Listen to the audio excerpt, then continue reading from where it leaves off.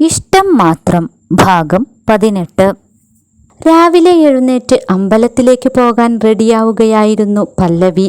തലേ ദിവസം തന്നെ മഹിയിൽ നിന്നും സമ്മതം വാങ്ങിയിട്ടുണ്ട്. ഗീതുവും കൂടി വരുന്നുണ്ട്. അങ്ങനെ അവർ രണ്ടുപേരും അമ്പലത്തിൽ പോകാനായി ഇറങ്ങി. അവർ ഇറങ്ങിയതിന് പിന്നാലെ മാധവീയം തറവാടിന് മുന്നിലായി ഒരു ഓട്ടോ വന്നു നിന്നു. കൃഷ്ണൻ ഉമ്മറത്ത് തന്നെ ഇരിക്കുന്നുണ്ട്. ആരാണെന്നറിയാൻ അയാൾ ഒന്ന് നോക്കി. അരുണയും കുഞ്ഞും ബാഗുമെടുത്ത് വരുന്നു. അന്ന് വീട്ടിൽ നിന്നും പ്രശ്നമുണ്ടാക്കി പോയതാണ്. പിന്നീട് അവൾ എത്തിയിട്ടില്ല. അച്ചച്ച എന്ന് വിളിച്ചുകൊണ്ട് നന്ദുമോൾ കൃഷ്ണനു നേരെ ഓടിച്ചെന്നു. മുത്തച്ഛൻ്റെ പൊന്നു വന്നോ? അയാൾ അവളെ കൈനീട്ടിയെടുത്തു. അമ്മ എവിടെ അച്ഛാ? അവൾ ചോദിച്ചു. അവളുടെ പരിഭവമെല്ലാം മാറിയിട്ടുണ്ടെന്ന് അയാൾക്ക് മനസ്സിലായി. അടുക്കളയിലുണ്ട്. അയാൾ കൈകൊണ്ട് ആംഗ്യം കാണിച്ചുകൊണ്ട് പറഞ്ഞു. മാധവി അടുക്കളയിൽ ചായക്കുള്ള വെള്ളം തിളപ്പിക്കുകയായിരുന്നു. പല്ലവി പോയപ്പോൾ ചായ വെച്ചിട്ടില്ല. അമ്മേ, നല്ല പണിയിലാണല്ലോ. ചിരിച്ചുകൊണ്ട് അരുണ അവർക്കരികിലെത്തി. അമ്മയാണോ ഇപ്പോൾ ഇവിടെ എല്ലാം ചെയ്യുന്നത്? അവളെവിടെ? അവളിപ്പോൾ അടുക്കളയിലേക്കൊന്നും വരാറില്ലേ? അരുണ ചോദിച്ചുകൊണ്ട് മാധവിക്കരികിലെത്തി. ഓ, നീയെങ്കിലും ചോദിക്കാനുണ്ടല്ലോ മോളെ. അരുണയെ കണ്ടതും മാധവിക്ക് സങ്കടമടക്കാനായില്ല. ആ ഒരു സാഹചര്യത്തിൽ അരുണ വന്നത് മാധവിക്ക് വലിയ ഒരു ആശ്വാസമായിരുന്നു. അമ്പലത്തിൽ നിന്നും തിരിച്ചു വന്ന ഗീതുവും പല്ലവിയും നന്ദുമോളെ ഉമ്മറത്ത് കണ്ടപ്പോൾ അരുണ എത്തിയിട്ടുണ്ടെന്ന് അവർക്ക് മനസ്സിലായി.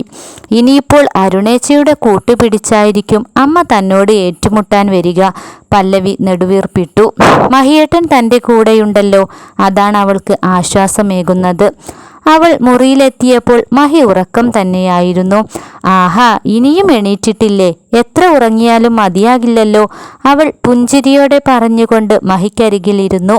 പിന്നെ അവൻ്റെ കവിളിൽ അമർത്തിയൊന്ന് ചുംബിച്ചു. മഹി പതിയെ കണ്ണുകൾ തുറന്നു.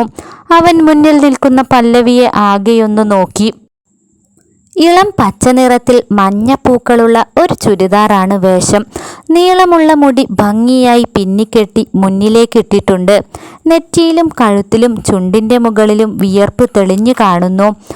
നെറുകയിൽ സിന്ദൂരവും നെറ്റിയിൽ ഒരു കുഞ്ഞിപ്പൊട്ടും അതിനു മുകളിൽ ചന്ദനത്തിൻ്റെ മനോഹരമായ ചെറിയ ഒരു വരയുമുണ്ട്. ആ രൂപത്തിൽ പല്ലവിയെ കണ്ടപ്പോൾ അവൾ കൂടുതൽ സുന്ദരിയായിട്ടുണ്ടെന്ന് മഹിക്ക് തോന്നി. അവൻ്റെ നോട്ടം കണ്ടപ്പോൾ അവൾ വശ്യമായി ഒന്ന് ചിരിച്ചു. പിന്നെ നാണത്തോടെ തല കുനിച്ചു. നീ അമ്പലത്തിൽ പോയി വന്നോ? സമയം ഇത്രയൊക്കെ ആയോ? അവൻ അവളെ പിടിച്ച് തൻ്റെ നെഞ്ചോട് ചേർത്തു. നീ ഇവിടെ കിടന്നേ, കുറച്ചു കഴിഞ്ഞ് എഴുന്നേൽക്കാം, അവൻ പറഞ്ഞപ്പോൾ അവൾ കുസൃതിയോടെ ചിരിച്ചു. ദേ മഹിയേട്ട, സമയം എത്ര ആയിന്നാ വിചാരം? ഓഫീസിൽ പോകണ്ടേ? എണീറ്റ് ഫ്രഷ് ആയിക്കേ. ഞാൻ പാൻറ്റും ഷർട്ടുമെല്ലാം ഇസ്തിരി ഇടട്ടെ, അവൾ അവൻ്റെ കൈ ബലമായി വിടിപ്പിച്ചുകൊണ്ട് പറഞ്ഞു. മനസ്സില്ലാ മനസ്സോടെ അവൻ എഴുന്നേറ്റ് വാഷ്റൂമിലേക്ക് കയറി. അവൻ റെഡിയായി. പല്ലവി എവിടെയെന്ന് നോക്കി. റൂമിൽ കാണുന്നില്ല, അടുക്കളയിലായിരിക്കും അവൻ വിചാരിച്ചു. അവൻ പല്ലവിയെ വിളിച്ചു. അവൾ ഓടി അവനരികിലെത്തി. ഇറങ്ങാറായോ മഹിയേട്ടാ? ഗീതു അവിടെ കാത്തു നിൽപ്പുണ്ട്, അവൻ പറഞ്ഞു. നിന്റെ ക്ലാസ് കഴിയാതിരുന്നാൽ മതിയായിരുന്നു, നിന്നെയും എന്നും കൂടെ കൊണ്ടുപോകാമല്ലോ, അവൻ പറഞ്ഞപ്പോൾ അവൾ മനസ്സു നിറഞ്ഞ് ചിരിച്ചു. അരുണ മാറി നിന്ന് അവരുടെ കാര്യങ്ങളെല്ലാം വീക്ഷിക്കുന്നുണ്ടായിരുന്നു. മഹേഷ് അത്രയധികം മാറിയിരിക്കുന്നു. അവളുടെ തലയണ മന്ത്രമാണ് അവനെ മാറ്റിയിരിക്കുന്നത്. അമ്മയുടെ സംശയം ശരി തന്നെ, അവൾ മനസ്സിലോർത്തു. പല്ലവിയുടെ നെറുകയിൽ മുത്തം വെച്ചുകൊണ്ട് കോണിപ്പടികളിറങ്ങി വരുന്ന അവരെ നോക്കി എല്ലാം ശരിയാക്കിത്തരാമെന്ന ഭാവത്തോടെ അരുണ നിന്നു. പ്രത്യേകിച്ച് ഭാവവ്യത്യാസങ്ങളൊന്നുമില്ലാതെ 2 ദിവസങ്ങൾ കഴിഞ്ഞുപോയി. പല്ലവിയുടെ റിസൾട്ട് വരുന്നത് ഇന്നാണ്. അവൾ ആകെ ആകാംക്ഷയിലായിരുന്നു. നീ ഇതെന്തിനാ ഇങ്ങനെ ടെൻഷൻ അടിക്കുന്നത്? നിനക്ക് നല്ല മാർക്കുണ്ടാവും, മഹി അവളുടെ ടെൻഷൻ കണ്ടു പറഞ്ഞു. അവൻ ഓഫീസിൽ പോകുമ്പോഴാണ് പല്ലവി ടെൻഷൻ അടിച്ച് നിൽക്കുന്നത് കണ്ടത്. അവളെ പറഞ്ഞ് സമാധാനിപ്പിച്ചാണ് അവൻ ഇറങ്ങിയത്. റിസൾട്ട് വന്നാൽ വിളിച്ചു പറയണമെന്നും പറഞ്ഞേൽപ്പിച്ചിരുന്നു. 11 മണിക്കാണ് റിസൾട്ട് അറിയുക. റിസൾട്ട് അറിയാനുള്ള ലിങ്ക് സാർ ഗ്രൂപ്പിൽ വിട്ടിട്ടുണ്ട്. ഫോണും പിടിച്ചുകൊണ്ട് അവൾ ഒരേ ഇരിപ്പിരിക്കാൻ തുടങ്ങിയിട്ട് സമയം ഒത്തിരിയായി. റിസൾട്ടിൻ്റെ കാര്യം ആലോചിക്കുമ്പോൾ ആകെ ഒരു വെപ്രാളം തോന്നുന്നു. 11 മണിയായപ്പോൾ തന്നെ അവൾ റിസൾട്ടിൻ്റെ ലിങ്ക് ഓപ്പൺ ചെയ്തു. അത് ഓപ്പൺ ആകുന്നില്ല. ഒന്നിലധികം തവണ ഓപ്പൺ ചെയ്തപ്പോഴാണ് ശരിയായത്. അവൾ തൻ്റെ രജിസ്റ്റർ നമ്പർ അടിച്ചു കൊടുത്തു. മാർക്ക് ലിസ്റ്റ് സ്ക്രീനിൽ തെളിഞ്ഞു. അവൾക്ക് ഡിസ്റ്റിങ്ഷൻ ഉണ്ട്. പല്ലവിക്ക് സന്തോഷമടക്കാനായില്ല. അവൾ വേഗം ഫോണെടുത്ത് മഹിയോട് കാര്യം പറഞ്ഞു.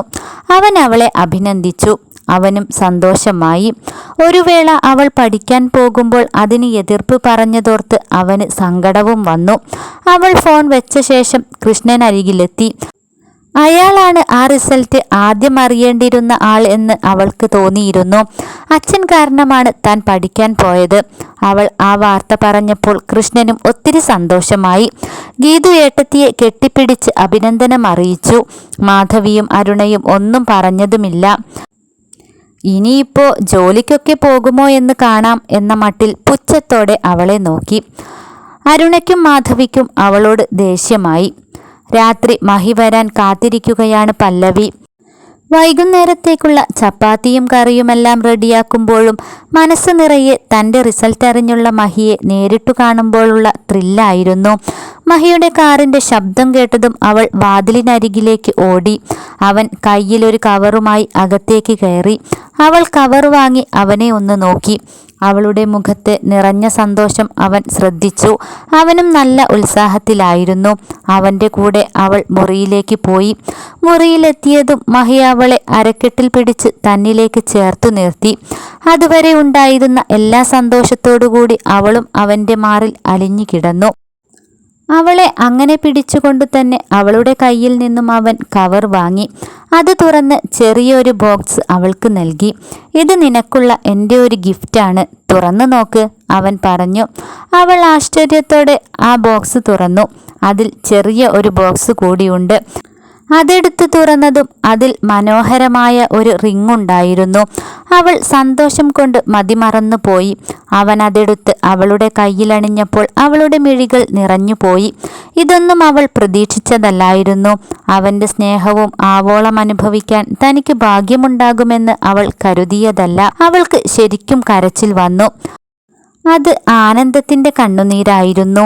ഉള്ളിൽ നിറഞ്ഞ സന്തോഷത്തിൻ്റെ കണ്ണുനീരായിരുന്നു. മഹി അവളെ വിടാതെ പിടിച്ചു. അവനറിയാമായിരുന്നു അവളുടെ കണ്ണുനീരിൻ്റെ അർത്ഥം എന്താണെന്ന്. തനിക്കിപ്പോഴാണ് തൻ്റെ ഭാര്യയെ മനസ്സിലാകുന്നത്, അവളുടെ കണ്ണുനീരിൻ്റെ അർത്ഥം മനസ്സിലാകുന്നത്. പല്ലവി, ഇനി ഈ മിഴികൾ നിറയരുത്, അവൻ അവളോട് മന്ത്രിച്ചുകൊണ്ട് ആ കണ്ണുനീർ തുടച്ചു കളഞ്ഞു. അവൾ അവനെ നോക്കി കണ്ണുനീരില്ലാതെ ഒന്ന് പുഞ്ചിരിച്ചു. എന്നാൽ അവളുടെ ജീവിതത്തിലേക്ക് ഇനി വരാൻ പോകുന്നത് അരുണയും ഗൗരിയും ഒരുക്കുന്ന കെണികളാണെന്നറിയാതെ പല്ലവി മഹിയുടെ മാറിൽ ചേർന്നു കിടന്നു.